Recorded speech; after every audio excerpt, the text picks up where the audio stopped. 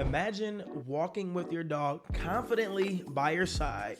No pulling, no distractions, just an effortless connection. Picture a life where your dog listens to you not because they have to, but because they want to. That's the kind of relationship that every dog owner dreams of, but let's face it, getting there isn't very easy. Many dog owners face similar challenges, being inconsistent behavior, frustration when commands don't stick, or feeling like their dog just isn't understanding them. These struggles can make training feel like an uphill battle, leaving you wondering if you're doing something wrong. But here's the good news. With the right approach, you can turn things around very, very quickly. This is where the CMR framework comes in, and CMR stands for communication, motivation, and relationship. CMR isn't just a training method, it's a complete mindset shift. These three pillars are non-negotiable when it comes to building the proper relationship with your dog. They form the foundation of everything you do together. And if you ever encounter issues down the road, you can always trace those issues back to one of those principles. See, each pillar is equally important and they rely on one another to create a well-balanced, obedient, and mannerable dog. Yes, that dog of your dreams is relying upon this framework. Communication ensures your dog understands you. Motivation keeps them engaged and willing. And the relationship and respect part of it builds the trust and respect that make it all work. Together, these principles will transform not just how your dog behaves, but how they connect with you. So let's dive into CMR, what it is, and how it can help you and your dog succeed.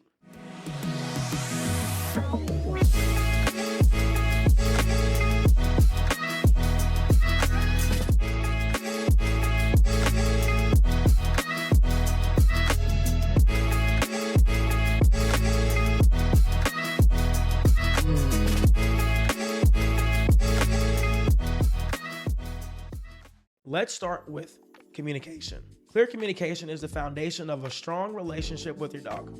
It's about more than just giving commands. It's ensuring that you can reliably pass and receive information from your dog to achieve consistent, predictable outcomes. But here's the question. Do you have clear communication with your dog? Now, of course, it can be hard to tell, especially if you're just beginning to train with your dog. One of the questions I often ask during consultations with prospective clients is, when you tell your dog no, what do? For many owners, this is a light bulb moment. They realize that they've been saying no without actually teaching their dog what it means. Without clear communication, your dog is left guessing, and training becomes a game of trial and error. Now, to truly understand how we communicate with our dogs, we need to look at the science of learning, specifically classical conditioning and operant conditioning. These principles, first studied in humans and animals, are the foundation of how dogs learn and respond to us.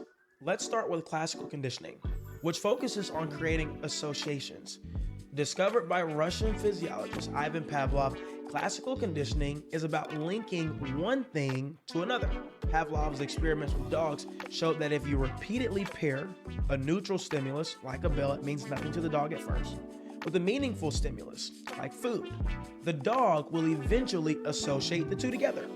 Over time, the sound of the bell alone could trigger an innate response, like salivating for food. At first, the dog dripped saliva into its cheek tube only when the food appeared. But after a number of trials, the dog began to connect the ticking with the arrival of meat.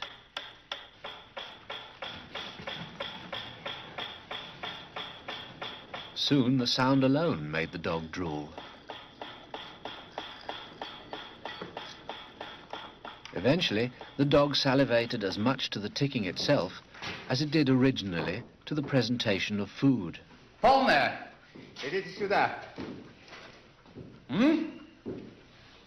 Что я говорил? He called this new response the conditioned reflex.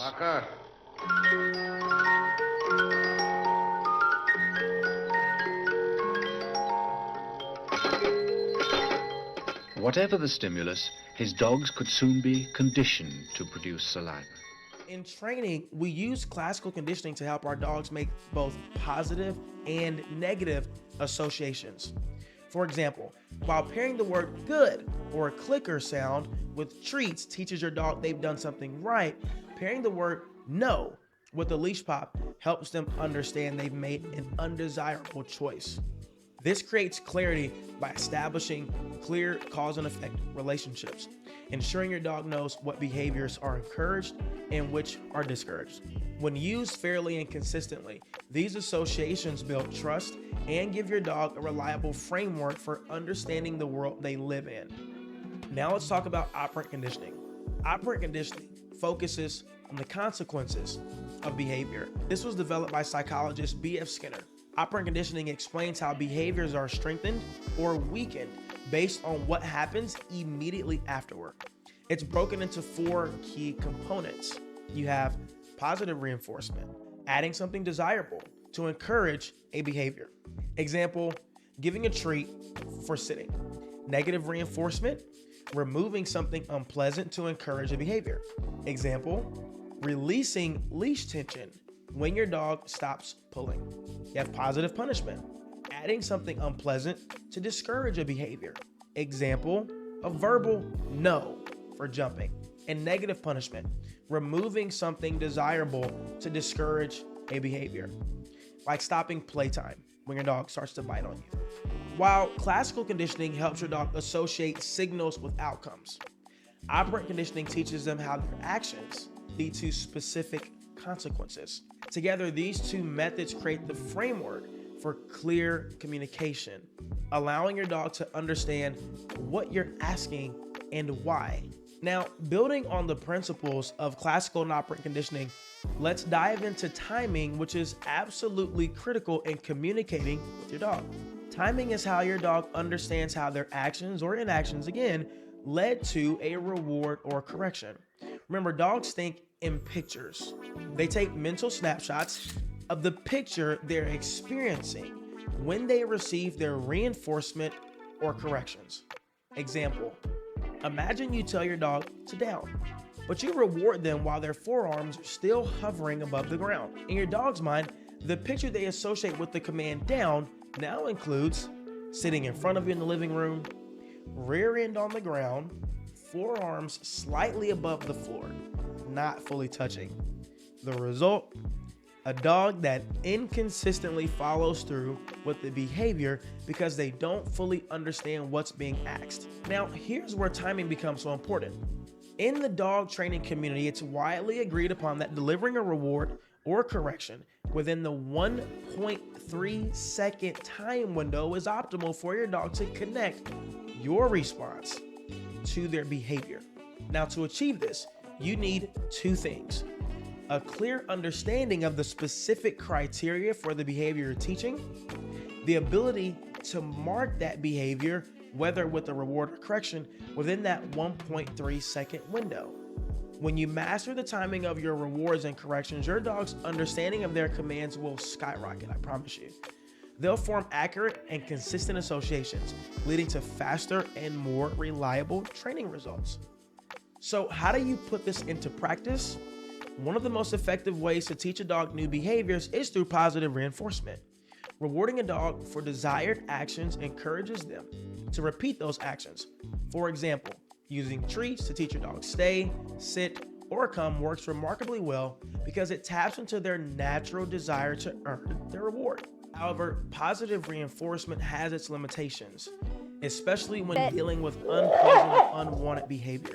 For instance, if your dog is jumping on guests or chewing furniture, simply rewarding them when they're calm or redirecting them might not be enough to stop the behavior entirely. That's because the unwanted behavior itself is often self-rewarding. It feels good, or it serves a purpose for the dog, so they're motivated to repeat it regardless of other rewards.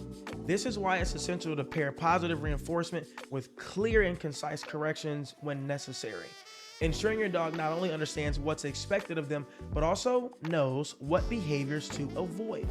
Striking this balance between rewards and corrections is at the heart of effective communication with your dog. Now, what happens when communication breaks down? Without clear communication, training doesn't just take longer. It can actually damage the relationship you have with your dog. Imagine being repeatedly corrected, but never told how to succeed. For a dog, this kind of inconsistency can lead to frustration, confusion, and even behaviors rooted in anxiety or defiance. On the other hand, there's another mistake dog owners often make: rewarding bad behavior without even realizing it. No matter what we believe, we are always communicating with our dog. Every interaction, good or bad, is a form of communication. And when it comes to bad behaviors, if we aren't actively saying no, we are passively saying yes. For example, if your dog jumps on you and you respond by petting them or giving them attention, you're unintentionally rewarding the behavior. The same happens if your dog barks at the door and you open it without addressing the barking. Over time, these unconscious rewards can reinforce unwanted behaviors, making them harder to correct later. Now, as you work with us, we'll show you exactly how to use these principles of classical and operant conditioning. We'll introduce you to tools, and you'll learn how to effectively communicate with your dog in a way that they can understand and respond to. From verbal markers like yes and no, to tools like leashes, prong collars, e-collars, clickers, we'll guide you step by step on how to use each one appropriately. More importantly, we'll help you teach your dog what these tools and signals mean. By the time we're done with you, you'll have the knowledge and skills to confidently communicate with your dog in any situation. Clear communication isn't just about what you say, it's about how your dog interprets it. With an understanding of classical and operant conditioning, precise timing, positive reinforcement, of course, and clear corrections, you'll ensure that your dog always gets the right message. So now that we've explored the importance of clear communication and how it serves as the foundation of training, let's move on to the next pillar. Pillar number 2, motivation. Motivation is the driving force behind every successful training session. It's what makes your dog want to engage, learn, and respond to you. Without motivation, training can feel like a chore for both you and your dog. But when your dog is inspired, training becomes rewarding and highly effective. But what is motivation in dog training? Motivation is all about finding what drives your dog. Just like people, every dog has things they're naturally drawn to, things that make them excited and eager to participate. In dog training, motivation comes from reinforcers, which can be broken down into 3 basic primary categories. Number 1, food, treats or meals that excite your dog. 2, toys, balls, tug ropes, or squeaky toys that bring out their play drive. And 3, affection, verbal praise, petting, or attention that makes them feel loved. Now, food is often the most effective motivator because it taps into a dog's natural instincts. High-value treats like small pieces of chicken or cheese can grab their attention and make learning new behaviors much faster. To keep food motivation strong, use small treats during training sessions and only give them as rewards for desired behaviors, never for free. For dogs that have strong prey or play drives, toys can be just as motivating as food. Incorporating a game of tug or fetch into a training session can be a powerful reward, especially after completing a challenging command or concept. Over time, toys can even transition into secondary reinforcers when paired with verbal praise or affection. Affection, like petting or verbal praise, is another powerful motivator, especially for dogs that are naturally people-oriented. When paired with primary motivators like food or toys, affection becomes more meaningful and can eventually stand on its own as a reward for your dog. Now, it's extremely important to understand that there's a difference between motivating your dog and bribing them. And we talk about this a lot with our clients here. Motivation inspires your dog to earn their rewards by performing the desired behavior, while bribery involves showing the reward before they've completed the task. Over time, dogs trained with bribes may only comply when they see the treat, while motivated dogs work because they've learned that good things come after following through. Now, of course, not all motivators work equally well for every dog. Some dogs are food driven while others light up at the sight of a ball or a tug toy. Your job as their trainer is to observe what excites them and then tailor your approach to match their preferences. And remember, variety is key. Switching between food, toys, and affection keeps training fresh and engaging. While motivation is essential for teaching new behaviors, it can fall short when modifying undesirable ones. For example, if your dog is jumping on guests and chewing on furniture, rewarding them when they're calm or redirecting them to appropriate behaviors might not fully address the issue. In these cases, pairing motivation with clear corrections ensures that your dog not only knows what to do, but also what to avoid. And we spoke about that a little bit earlier in communication, in that operant conditioning. To keep your dog motivated through training though, keep your sessions short, fun, and varied. And end each session on a high note, ensuring your dog feels successful and excited for the next session. Remember, motivation is what transforms training from an obligation into an opportunity for connection and growth.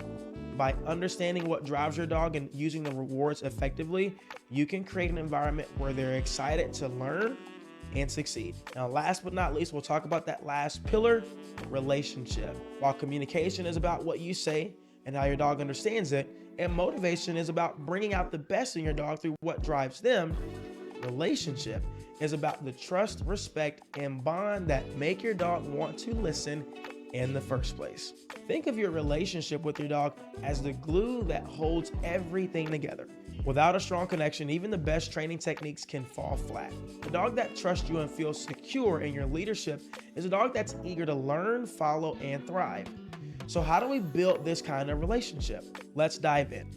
The relationship between humans and dogs has always been built on one core principle: human leader, dog follower. Dogs thrive under guidance, direction, and a clear sense of who's in charge. This dynamic isn't about dominance or control, it's about creating a partnership where the human provides leadership and the dog feels safe, secure, and confident in their role as the follower.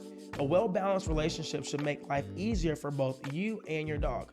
You as the leader set the direction and establish the rules. Your dog as the follower can focus on enjoying life within the boundaries you've created. This dynamic has worked for thousands of years, from working dogs herding sheep to companion dogs by our side. Even today, in their role as pets, dogs still look to us to lead them. Now, at their core, dogs are not natural leaders. While they may take initiative or act independently at times, they don't desire the responsibility that comes with leadership. Leadership for a dog is stressful. It involves making decisions, enforcing boundaries, and protecting the group, tasks they're not inherently equipped to handle. When dogs are forced into the role of leader due to a lack of guidance, it often results in anxiety, confusion, and unwanted behaviors. This is where we come in.